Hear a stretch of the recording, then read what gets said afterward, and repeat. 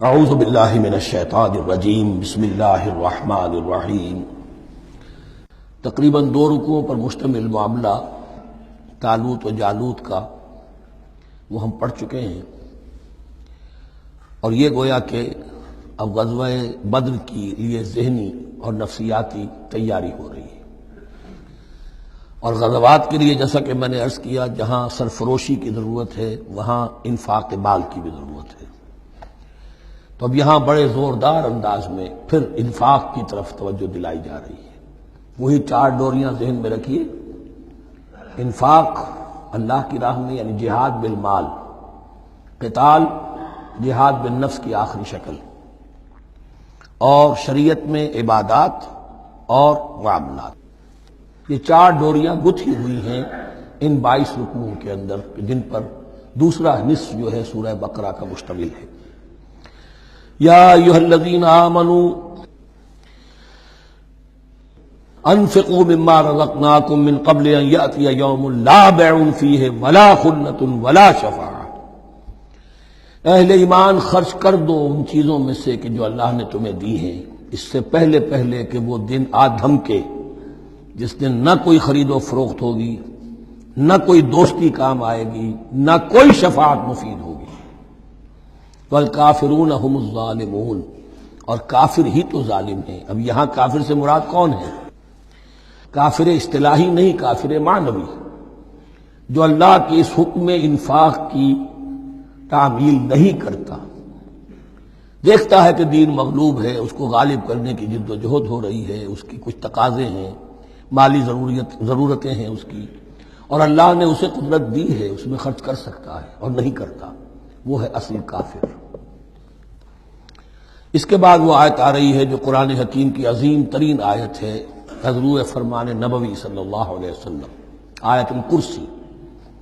اس کا تو نام بھی چونکہ معروف ہے، میں نے جو آپ کو بڑے بڑے حکمت کے موتی اور بڑے بڑے پھول آپ کو گنوائے ہیں، آیت الآیات، آیت البر، آیت الاختلاف، اور اب یہ ہے آیت الکرسی، توحید کے عظیم ترین خزانوں میں سے ہے۔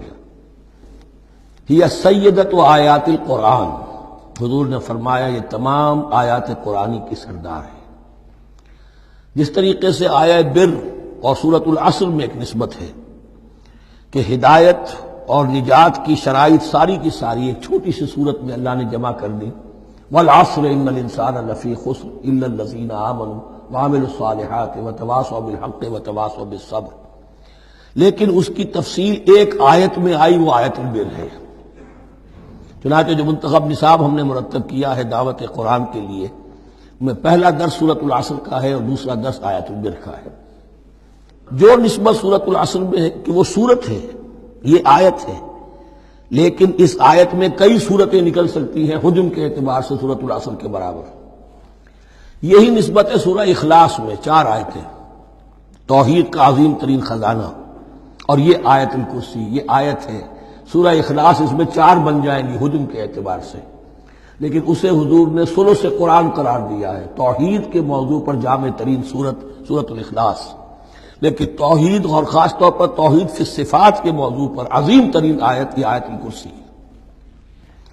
اللہ لا الہ الا ہو، اللہ وہ معبود برحق ہے جس کے سوا کوئی الہ نہیں، بڑا کیٹیگوریکل۔ الحی القیوم، وہ زندہ ہے از خود اور با خود، اس کی زندگی مستعار نہیں ہے۔ وہ جو کہا ہے کہ مانگ کے لائے تھے 4 دن، 2 آرزو میں کٹ گئے، 2 انتظار میں، عمر دراز مانگ کے لائے تھے، اللہ کی زندگی ہے، اس کی از خود زندگی، کسی کی دی ہوئی نہیں، اور اس زندگی میں کوئی ضعف نہیں، کوئی کمزوری نہیں، کوئی احتیاج نہیں، آگے آ جائے گا، نہ اسے نیند آتی ہے نہ اونگ آتی ہے۔ قیوم، خود اپنی جگہ وہ زندہ جاوید ہستی ہے، اور باقی ہر شے کا وجود اس کے حکم سے قائم ہے، کوئی شے قائم نہیں ہے بغیر اس کے اذن کے۔ تو گویا کہ احد اور الصمد، اللہ اپنی جگہ احد، لیکن باقی پوری کائنات کے لیے صمد ہے، جو سورہ اخلاص میں 2 الفاظ آئے ہیں، قل هو اللہ احد اللہ الصمد، اللہ حی ہے اور قیوم ہے۔ لا تأخذہ سنۃ ولا نوم، اس پر غالب نہیں ہو سکتی نہ نیند نہ اونگ، لہو ما فی السماوات و ما فی الارض، آسمان اور زمین میں جو کچھ ہے اسی کا ہے، ملکیت تامہ، ملکیت حقیقی اس کی ہے۔ من ذا الذی یشفع عندہ الا باذنہ، کون ہے وہ جو شفاعت کر سکے اس کے پاس مگر اس کی اجازت سے۔ اب یہ مقام آیا ہے سورہ بقرہ میں پہلی مرتبہ، 3 مرتبہ کیٹیگوریکل ڈینائل کے بعد، کوئی شفاعت نہیں، کوئی شفاعت نہیں، کوئی شفاعت نہیں۔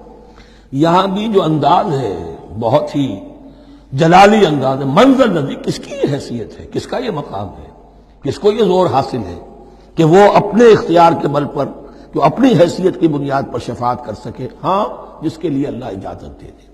استثناء کے ساتھ شفاعت کا یہاں پر پہلی مرتبہ آیا، ورنہ سورہ بقرہ کے 6 رکوع کی دوسری آیت، وَاتَّقُوا يَوْمًا لَا تَجْزِي نَفْسٌ عَن نَفْسٍ شَيْئًا وَلَا يُقْبَلُ مِنْهَا شَفَاعَةٌ وَلَا يُؤْخَذُ مِنْهَا عَدْلٌ وَلَا هُمْ يُنصَرُونَ۔ 15ویں رکوع کی دوسری آیت، وَاتَّقُوا يَوْمًا لَا تَجْزِي نَفْسٌ عَن نَفْسٍ شَيْئًا وَلَا يُقْبَلُ مِنْهَا عَدْلٌ وَلَا تَنفَعُهَا شَفَاعَةٌ وَلَا هُمْ يُنصَرُونَ۔ اور اب اس سے پہلے کی آیت میں آ چکا ہے وَلَا شَفَاعَةٌ، کوئی شفاعت مفید نہیں ہوگی، لیکن یہ کہ اس میں ایک استثناء ہے۔ اب یہ ذرا باریک مسئلہ ہے کہ شفاعت حقہ کیا ہے، شفاعت باطلہ کیا ہے، تو دورہ ترجمہ قرآن میں اتنی تفاصیل کے ساتھ بحث نہیں کی جا سکتی، وہ ایک علیحدہ موضوع ہے۔ حال ہی میں نے اس پر اپنے درس ریکارڈ کرا دیے ہیں۔ یعلم ما بین ایدیہم وما خلفہم، وہ جانتا ہے جو کچھ ان کے سامنے اور جو اس کو پیچھے ہے۔ عام طور پر دنیا میں ہم سفارش کرتے ہیں تو کہتے ہیں کہ بھئی میں جانتا ہوں اس شخص کو بہتر، اصل میں جیسا کچھ یہ نظر آتا ہے ویسا نہیں ہے، یا جیسا کچھ فیکٹس آن دی فائل آ گئے ہیں وہ بڑے ہی ڈیسیونگ ہیں، اصل حقائق کچھ اور ہیں اس کیس کے، وہ میں آپ کو بتاتا ہوں۔ یہ بات اللہ کے سامنے کون کہہ سکتا ہے، جبکہ اللہ تو جانتا ہے جو کچھ ان کے سامنے اور جو کچھ ان کے پیچھے ہے، اور ان کا حال یہ وَلَا يُحِيطُونَ بِشَيْءٍ مِّنْ عِلْمِهِ إِلَّا بِمَا شَاءَ، اور وہ احاطہ کر ہی نہیں سکتے اللہ کے علم سے کسی شے کا سوائے اس کے جو اللہ چاہے۔ باقی ہر ایک کے پاس علم جو ہے اللہ کا عطائی علم ہے، دیا ہوا علم ہے، محدود علم ہے، بڑے سے بڑا رسول ہو، بڑے سے بڑا ولی ہو، بڑے سے بڑا فرشتہ ہو۔ لا علم لنا الا ما علمتنا، ہم پڑھائیں 4 رکوع میں، تو کون کہہ سکتا ہے؟ من ذا الذی یشفع عندہ الا باذنہ یعلم ما بین ایدیہم وما خلفہم ولا یحیطون بشیء من علمہ الا بما شاء وسع کرسیہ السماوات والارض، اس کی کرسی تمام آسمانوں اور زمین کو محیط ہے۔ اب کرسی کے 2 مفہوم یہاں ہو سکتے ہیں، ایک تو یہ کہ اس سے جو معنی مراد ہے یعنی اس کا اقتدار، اس کی قدرت، اس کا جبر، اس کا اختیار، یہ اتھارٹی پوری کائنات کو۔ ایک یہ بھی ہو سکتا ہے کہ اللہ تعالیٰ کے لیے ہم نہیں جان سکتے، یہ آیات متشابہات میں سے ہے کہ کوئی شے بھی ہو واقعتاً جس کو ہم اسے کرسی کہہ سکیں، عرش، کرسی، ان سب کے بارے میں یہ دونوں باتیں ذہن میں رکھیے۔ یہ بھی ہو سکتا ہے کہ ان کی کوئی مجسم حقیقت ہو جو ہمارے ذہن سے، ہمارے تخیل سے ماورا ہے، اور یہ بھی ہو سکتا ہے اس سے استعارہ مراد ہو۔